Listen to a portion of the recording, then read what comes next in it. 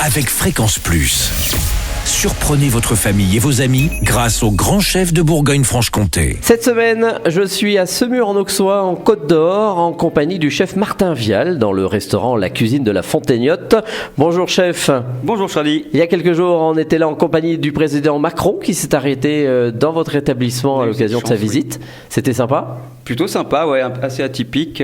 Bon, bah voilà, c'est une chose et c'est pour ça qu'on est ramené à se revoir aujourd'hui. Alors, pour un premier épisode, vous allez nous proposer des rillettes de truite fumée et moutarde falot. Exactement, très facile et rapide à faire. Alors, qu'est-ce qu'il nous faut ? Il nous faut un petit peu de truite locale fumée, alors locale idéalement. Allez, vous les prenez où, vous, personnellement ? Nous, on les prend, on a un petit peu arrêté, mais généralement, c'est à la ferme de Crisnon, dans Lyon, à 40 minutes d'ici. Très bien. Truite bio, ils servent les plus grandes tables. Alors, ensuite, une fois qu'on a les truites.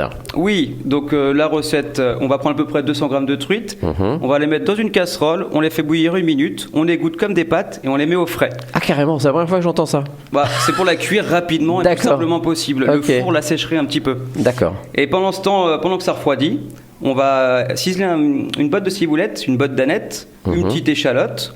Ensuite, on va prendre un petit cul de poule, on va y mettre 2-3 cuillères de moutarde falot à l'estragon. Vous savez pas l'estragon, idéalement de la moutarde falot. C'est moutarde.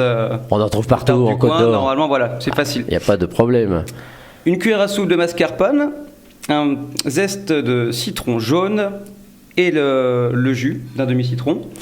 Donc on va rajouter notre truite et tout se mélange. On mélange le tout bien. On rajoute un petit peu de poivre moulu. On rectifie l'assaisonnement avec du sel. Et on n'a plus qu'à déguster sur un belle tranche de pain grillé. Ah oui, déjà c'est fini là. C'est terminé. Très bien, donc c'est une petite recette apéritive. Apéritif, ou ça peut faire l'entrée aussi avec une petite salade. Très bien, merci Martin Vial pour cette première recette ici dans votre restaurant La Cuisine de la Fontaignotte. Prochain épisode, eh bien on parlera de gnocchi maison et d'ici là, chouchoutez vos papilles.